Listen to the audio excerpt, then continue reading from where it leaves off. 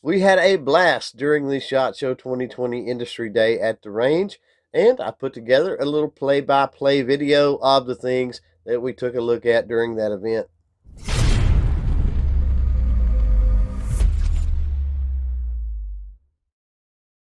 We started range day at the OSS suppressors booth.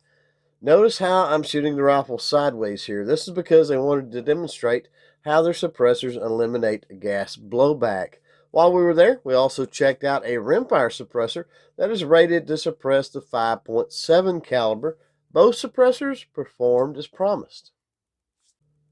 Our next stop on range day was the Keltec booth. Now, there we shot a suppressed CP33 pistol. This pistol ran flawlessly and it was accurate, but I found the manual of arms and the aesthetics on this thing to be just a little bit awkward, which is really nothing new for Keltec in my opinion. At the Colt booth, we got to take a look at the new Python 357 revolvers. Now, I was able to shoot the 4-inch model, and I got to say it did shoot great. The single action and double action trigger pull on these new revolvers is outstanding and leaves very little, if anything, to be desired. Now, I will say that the new models feel a little bit better in the hands and even look a little bit better built to me than the older versions. In the Winchester booth, we got to experience a new caliber, the 350 Legend, in a really nice Winchester XPR series rifle. This was my first time shooting the 350 Legend, and I can see why this newly popular straight wall cartridge seems to be catching on. Next, we swung by the Browning booth to check out a couple of things. First, I wanted to take a look at the suppressed 300 Win Mag X-Bolt rifle. Really nothing special here, but I was curious how much a suppressor cuts the noise and recoil on that big Magnum caliber. While we were there, I also got to experience another caliber for the first time, the 28 Nosler. This thing, man, it really kicked hard, but appears to be a very nice long-range caliber on par with that 300 Win Mag. Let's take a little break for a quick reminder. If you're new here, welcome. Click that subscribe button, and if you're over on YouTube, make sure you turn on those bell notifications so you're aware of future video releases. No range day would be complete without stopping by to see our friends in the Walther booth. We had a chance to shoot the new Q4 steel frame pistol. If you're familiar with the Q5 steel frame that released last year, there isn't really much to say about the Q4. It's the same feel and trigger of the Q5 in a slightly smaller package, and it shoots great. In the Umarex booth, we got to check out something quite unique, the Air Saber rifle. This is a compressed air rifle that fires arrows. It was sort of funny sounding when it fired, kind of like a thunk noise you would hear from a toy cork gun, but it ran great and we nailed the bullseye every time. We had a chance to check out a really cool product in the Axion Optics booth. The second zero device attaches in front of a scope and allows for a very quick second zero without scope adjustments. The scope on the rifle that I fired was zeroed for 100 yards with 1 second zero for 300 yards and another for 500 yards. I was able to hit all 3 bullseyes at all 3 distances with minimal effort thanks to this nifty little device. Next, we made an unexpected stop by the Hyperfire booth. Now, Hyperfire makes a variety of really nice triggers for pretty much any type of situation you may require. The 2 we tested were competition grade triggers.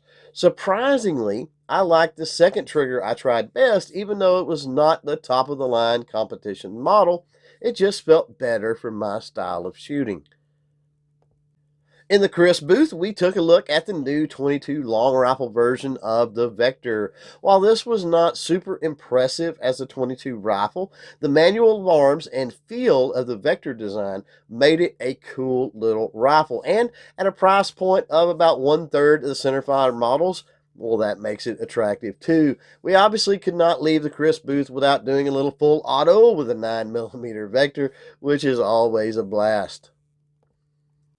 After that, we jumped over to the Ruger booth to check out several models. First, the Ruger 57. Now, I like the frame size and the sights on the 57. The trigger, it was decent as well. However, the grip felt very awkward and thin, definitely leaving a little to be desired for me.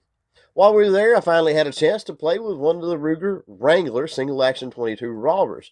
The finish on these revolvers is very nice. The action is smooth and the triggers break very clean.